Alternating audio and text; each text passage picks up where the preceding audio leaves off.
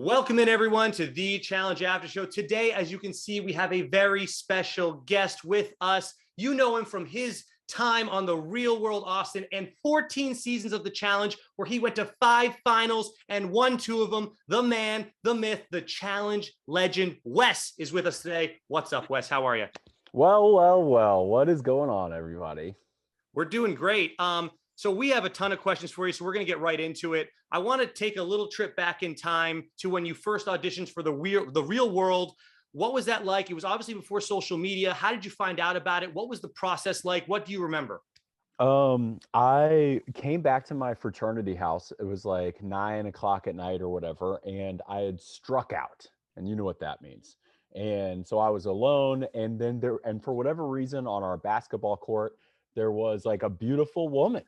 And I was like, well, this is perfect. I strike out in the world, and then now there's a single woman that's right here in my literal backyard. And I started talking with her, and everything's going really well. And after about 30-45 minutes, she's like, I've got to go home and get some sleep because I've got to try out for the real world in the morning. And that's when I thought fast, and I said, you know what? I actually have to try out for the real world too. And what we should do is we should get really drunk, stay up all night long, and then tell them what we did at the interview. And she thought that was a good idea, and we proceeded to do exactly that. We showed up the next day, and we told that story, and they loved it. And did that beautiful woman also get on the real world? No. No. Oh my God, you stole her spotlight. Yeah, poor girl. How do you feel about that? That was a great question, Dan. Now we have a little bit more insight into Wes's origin story as to how you ripped someone else's audition, basically, and now you are who you are. Yeah, poor girl. I feel really bad. So it was in person. Was there any self-tapes or anything like that you had to do, or was that? Nope. And it was at an open casting call at a bar called Acme Roadhouse, which is they would bring people in 10 at a time, and they would do 3 groups at once. So everyone got like 10 minutes amongst 10 people while 3 casting directors were running 3 pods Wow. at the same time. So and then funny enough, like I didn't know him at the time, but that's the exact place, the exact time, the exact casting call that Nehemiah got pulled from. So he went to a different school that was down the road, and I didn't know him or anything, but we put the pieces together that they pulled us both from the same place. And this was, what state were you in when this audition was going down? Arizona. Okay, it was Arizona. Oh, wow. And Nehemiah was as well? Yep. Wow, that's amazing to pull people from the same city. You know, I'm sure that they travel the entire country. Mm-hmm. I know. Yeah, they just saw 2 guys that they really had to have, but it was a risk. I mean, what if we had known each other or even had mutual friends or whatever? But I guess they heard our stories and just assumed that we didn't. I mean, you knew the recipe for reality TV shows producers. You showed up talking about your night of endless drinking and the crazy shit you did. They were like, perfect, say no more. You got the job. Mm-hmm. Exactly.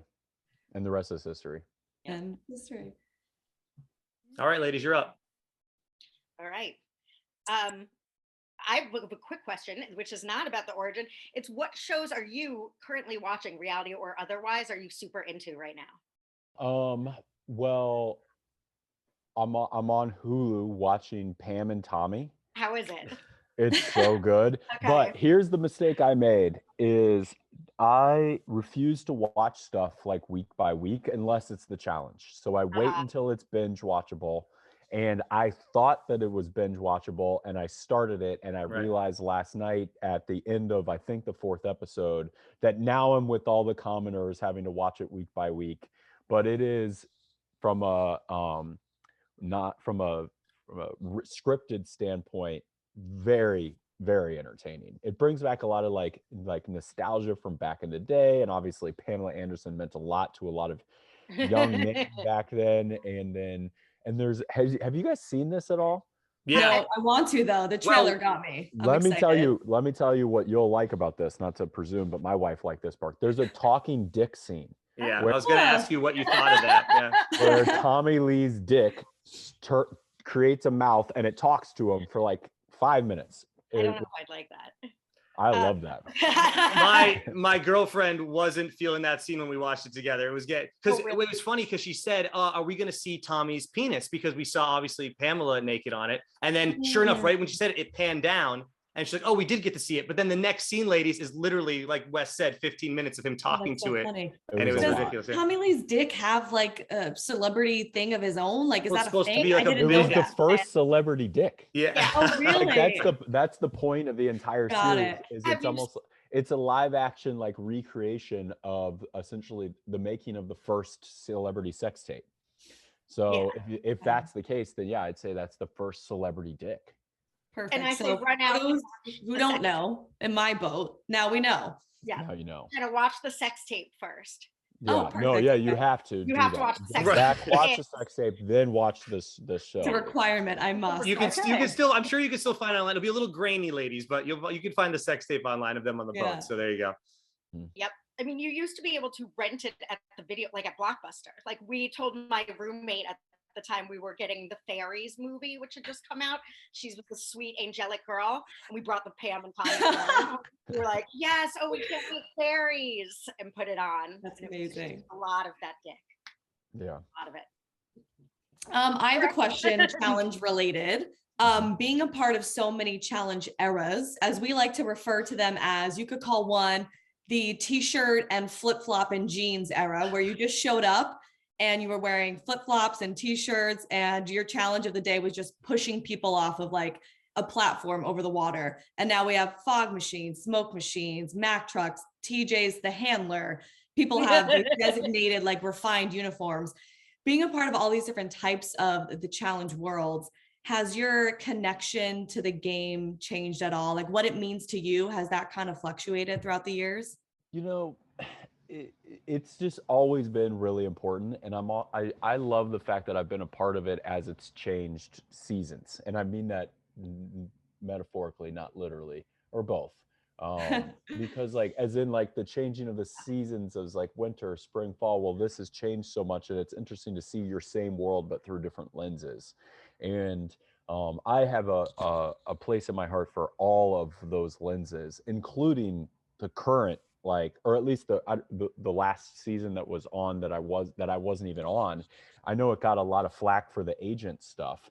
But quite frankly, I think it's just one. I think that had it been Coral and the Miz and Bananas and myself and all that stuff doing agent stuff, but being like awesome normal people, then I think everybody would be a lot more chill with the agent thing. Like on paper, I think it's a lot cooler than what it got. It's just hard to sit there. And Devin's like my best guy. I've grown fond of Josh Martinez, but it's like you sit there and you watch Josh Martinez interacting with TJ as a handler, and there's just a lot of mismatched things. And so I don't know. No, Wes, you nailed it. We talk about it all the time how just the casting isn't right. If you guys were there, the camaraderie with TJ, the stuff you'd be joking about, just your one-liners, everything would just be completely different. But anyways, I wanted to ask you about this new show that you have going on. What can you tell us about that show? What can you divulge?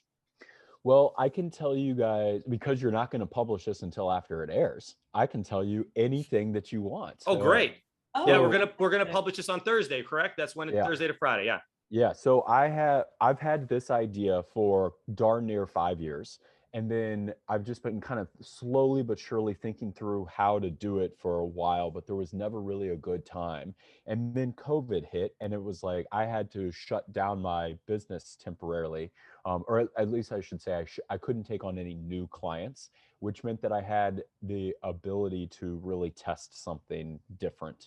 And so what it is it's kind of like Top Chef meets let's see, Shark Tank, but for startups, where I moved about 100 people to Kansas City over the course of 3 seasons.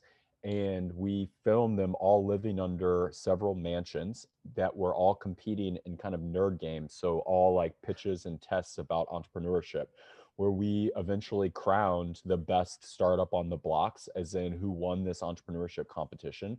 And it's combining two of my worlds in a way that I've always wanted to, which is the reality TV world and my entrepreneurship and startup world.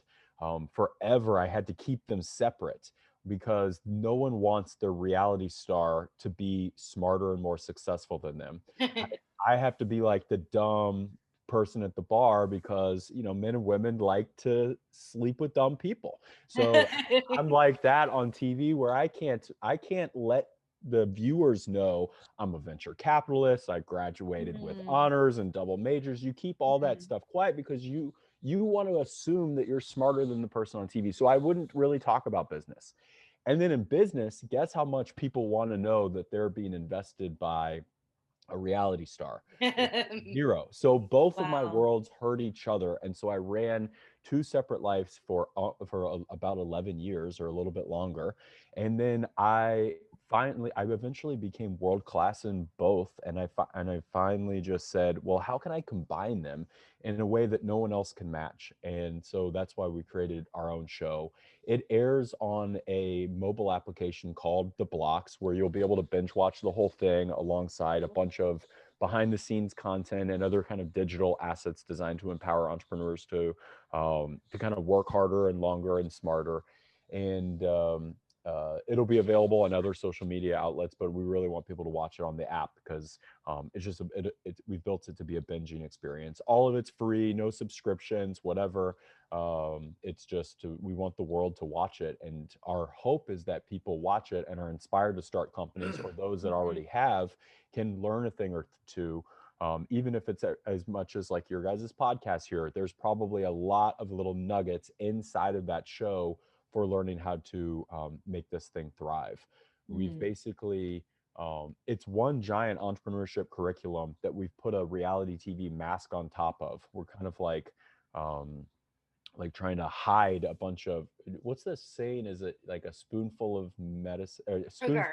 Full of sugar. Sugar helps the medicine go down. That's kind of what we've done. Is we hope that you watch it, and by the end of it, you're like, oh man, they just tricked me into learning. So what are some of those reality TV masking moments like? Like you said that everybody's in a house. I mean, is there like, does it, I don't know, become a party in some ways? There's some of that, but okay. So we filmed a pilot that technically is on our Facebook page if anyone wanted to go and watch it, but it was just more real world style, and there was What is no that competition. Facebook page? It's Beta Blocks. So I'm assuming, so it's facebook.com/Beta Blocks, and it's probably one of the last videos that was uploaded. It's like a 45-minute pilot, but it's more real world style where they just lived and talked. And what we learned was that would work if, like the real world, we filmed for 4 months and then you just wait. But for our accelerated time period, we couldn't do that. I also learned that I wasn't prepared to exploit the entrepreneur's stories or their drawbacks or whatever. And so, but a show needs points of contention. How do you create drama without being exploitative? So that's why we added, for the first formal season, we turned the whole thing into a big game, a little bit more challenge style. Quite frankly, though, it's a little closer to it like a Top Chef, where there's judges and it's kind of subjective coaching. And then the game itself is the points of contention, where the drama is who's going to win, why are they not getting kind of as many points as they thought, why is this one person beating them? And so the game itself is the drama. Was there any actual authentic drama during this pilot that you're talking about? I know you don't want to exploit them, which is phenomenal. And I think a lot of times that comes within the manipulation of the editing, but also manipulation within the field production, right? Like, go tell this person this. I don't know, not putting words in your mouth. You didn't tell us this. But, there's some of that. So I'm curious, in that pilot, was there anything that you witnessed and you said, "Ooh, I just don't feel comfortable airing this"? Or was it more that it just didn't really happen? We had to cheat the pilot, where I invited I think it was like 7 or 8 companies, all companies that I invested in. So these were people that already knew me and trusted me, and I knew very well. And so it was so safe that everyone was very vulnerable, and they cried and they opened up, but it was just very feel good, kumbaya, because everyone knew each other. And so what you're going to see on Thursday is a whole bunch of people that have never met each other. We had applications from every state in the entire United States. Almost every state was represented in the show across the seasons that we filmed. And so they all kind of start as kind of strangers, but then because you're living with them, they accelerate their relationships, and then their competitive sides really kind of came out. Now, I do have to acknowledge season 1, for whatever reason, was very well behaved. Season 2 and 3 were very not. Mm. We had the equivalent of some Kara-esque personalities, right? Where Yeah. they're losing and they think it's rigged and all this stuff. And it's like no, you're just losing. I'm sitting here like looking at my rubric, and you didn't score as well as the other points. And it's Right. easier to blame, outside forces than kind of looking. So there's a little bit more kind of partying and drama there. And there was some little miniature romances and such. Oh, And Dan. Yeah. Eyeball emoji Dan. He Yeah. I'm loves Danny romance. Drama is here for it. That's for sure. yeah, but at the end of the day, this is it's less of a reality show and more of a documentary about entrepreneurs going through a startup competition. Well, we're definitely here for that, Wes. That- Speaking of drama, I wanted to ask you about your relationship with Bananas. What is the current state of it? And also, can you talk a little bit about where the rivalry started? What season was it on? It's hard to even think back that long. But yeah. I think that our current status is complicated. I think we're frenemies, and I think we've been that way for a long time. It's just or for probably 4 years, where we are by default enemies, as in going against each other, going to play pranks on each other. But all that enemy side has just gotten more mature and dad joke style in the last like 5 years, just because we're older and we have more to lose and we don't need to cross the line anymore. And then there's always been, for a long time, just a level of respect, mutual respect, that's kind of made it a little bit of a friend thing. Now, we did work together for that last season that we were on together, and people want to like say, oh, they went from enemies to best friend. It's like, nah, nothing really changed. We just tried to work together this season and it was successful. But we're still like, Bananas. yeah, it's still bananas. And and so I'd say frenemies is the best way to describe it, where we've been kind of friends, but we're always going to remain at least a little bit enemies.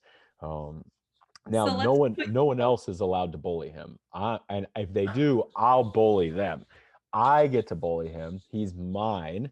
And So do you remember when that first hint of a rivalry started, where you could say, oh, this could turn into something, this could benefit the both of us for future seasons, et cetera, et cetera? Do you remember that moment at all? well, we never were like, this will benefit us, because we didn't think like that, Right. I think especially it's more back then. nowadays the challengers are maybe thinking like that.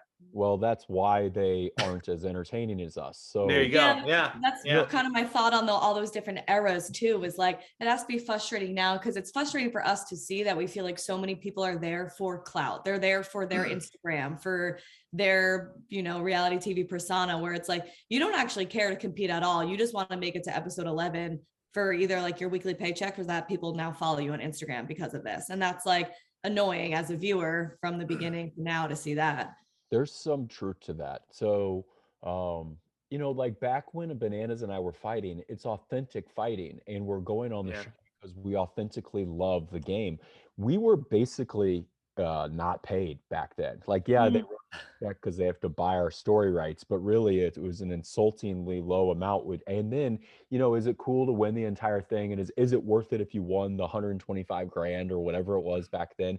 Of course. But when you kind of prorate that down to, okay, the likelihood of me winning and then splitting it with my partner and all that kind of stuff, the prize money was insulting back then. So no one was actually doing it for the money. And there Right. was no Instagram or OnlyFans or Patreon or whatever. And so you're going on the game because you actually love the game. And therefore, because money's not an issue, you don't have to be friends with everybody all the time. You don't worry about the next season. We didn't think like that. So if you dislike somebody, you let them know. If you love somebody, you let them know. And right now, the challenge is positioned in such a way where it can almost immediately turn into a job. And then everyone starts treating each other like they're coworkers. As in, you might not like someone, but for the sake of the culture around the office, you're going to be nice to them because you're going to see them tomorrow. And in their case, the next season and the next month, and then at random appearances and things like that. So, I don't know. It's easy to kind of be harsh on them, because they definitely hail from a different world. But a lot of it just has to do with the carrot that's in front of them versus wasn't in front of us. And I guess if I was going to provide one advice to casting, it would be to find people that don't care about the current modern day carrot. And that's what we want. We keep saying we wish that it could be like a fresh meat season, like integrate brand new people who are not Instagram people, not social media famous, like just pluck somebody from their normal life and their normal job, because that's what it was built on. Bolivian Instagram stars, we don't care. Or if you really want to, if they really are invested in casting international Instagram stars, give us a real world with them first so we care, because these people are completely underdeveloped. We don't get to know them. We don't care. Like, we're playing the under over for rookies in the next season game. Would 3 come back? Like, who made enough mark? Who do we care about? Because there's no time to develop any storylines with 50 people we don't care about. It just becomes. What we're saying is, Wes, just cast us 3 because we're just huge fans and we just do it because we want to be there so badly. Basically, but seriously though, people like us that are just obsessed with the challenge. I don't know how well we do on the show, but we would definitely be doing it for more than just the money. We'd be doing it to be like, holy crap, look where I am right now. I don't know. Yeah, I can tell you, I would be out episode 1. The over under for me, 1 season. No one is. Who is this girl? Who is that girl? Yeah. I think you both too good. One thing though about, okay, you're right, like Bolivian Instagram stars or whatever. That's a good little dig. But what we have to, what I have to say though, I am pretty excited about, and it's not MTV. I really think should be more transparent about their plans, because I think people would get behind them if you knew what the strategy was. And the strategy is, they're all the things that you all love about the challenge are now very safely protected in All Stars. And so it's not like they're taking that away from you. It's there. But then now this show that was the original or whatever is now being syndicated across the world. It's going to be the flagship global show for the reality competition. It's the deal. Like, it's the Harvard of the reality competition shows. And don't we as fans want to know that we were a part of creating that thing that touches every country in the world? And the only way to do that is to have Bolivian Instagram stars or whatever. And so I think that we would all get behind it more if we were like, whoa, like they're making a play for the world. And then we were the part of the reason why it got there. And even though that might, make people like me obsolete in that world a little sooner, I'll be proud to know that it turns into this thing that can last forever. And then people are sometimes like, well, the ratings are not very good because of that. It's like, okay, sure, it drops. Let's say it drops by 500,000, but then you get 100,000 in Portugal and 200,000 in Spain and 200,000 in England and 250,000 in Australia. The ratings are up. And so it's like people are, and from a scalability and technology standpoint, it's not like they have to film other shows. They press a button and it goes live in all of these other countries. And so, I think that the fans are maybe being a little too overly critical about some of the stuff. And I would be a little bit more okay with the fans, being a little bit upset about the way that it's going if there wasn't All Stars. So it's kind of like, why do you care what happens to the flagship if we've got the best of both? We're sensitive and protective, and we are like the boomers now, right? Like back in my day, that's how I now feel about the challenge, where it's like, remember back in the days when they'd show up in flip-flops, or like their challenge would be like they're at the roller derby, right? When they're just elbowing the shit out of each other. There was something about that was so simplistic, but so like fun and gritty. But yeah, no, that was a very positive spin zone to it. However, yeah, that's not a spin zone. Fans, That That's not a spin zone. It's just quite frankly, I've been careful not to insult like the current challengers, but they're not smart enough to know that that's what MTV is doing, and MTV doesn't tell them what they're doing. And We so they're supposed to be the spokespeople for their own darn show, and they have no idea what's going on. They show up, they try and get their Instagram followers and their OnlyFans counts up. Right. And I'm sitting back there like, y'all, why don't you just tell the world what's happening, which is that MTV and the challenge is making a global play. And while simultaneously there's some drawbacks to that, all those drawbacks are completely protected with all stars, and people are showing up in flip flops and they're doing roller derby. So, and like there is, metaphorically, right, not literally, but Yeah. so I agree with that. My bone to pick with that is that they don't make us care because we don't know these people, so they're not Yeah. ushering them in with any storylines unless they're entangled with a vet. But even then, since we don't know them personally, I would like literally like War of the Worlds had a sort of casting special or a before, like get to know the new people. Yeah. It could be a one episode thing where they live in a bunker together. Give us something where we're moderately invested in these 50 new people that you're giving us. Yeah. That's all I'm asking. I'm not saying obviously it's a business venture and they have to do that, and going globally is good for them. All good. Make it a little entertaining. Like give us the viewers a little credit and don't just give us 50 people and never Yeah. develop them at all. I completely Expect agree. us to care. I agree. Yeah. And what was also weird about this last season, or maybe it was 2 ago, but it might have been this one. I'm forgetting now because it's been so long. But they did do one of those episodes, but they didn't promote it. Oh. It just started the week before episode 1, and everyone's got episode 1 on their calendar. And I do a Patreon recap. I didn't even know that it was happening. And so Right. and I skipped it because by the time I realized that it even happened, it was already time for me to do this, and so I didn't even watch it. So but yeah, I mean, how hard could it be for them to send a videographer to their country, give us a 30-minute kind of documentary on them that we watch, maybe even if it's just online, Right. and we can all do our research and get to know them a little bit more, or maybe like World of Worlds might have been very risky. Maybe not half rookies, maybe back to the spoonful of medicine. Maybe you give us Sugar. Right.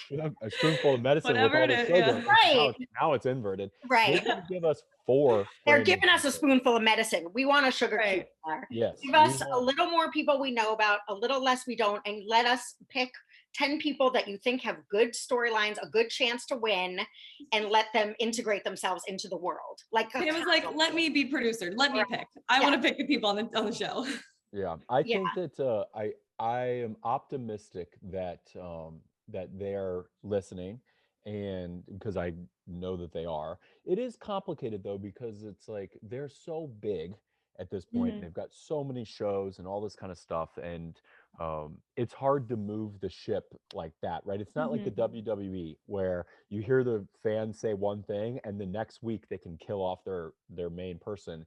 It's not that simple, right? They make these big kind of season long bets. Okay, maybe the agent stuff wasn't as well received as they thought it was going to be. Well, they can't course correct until the next season, and by then, it's challenging.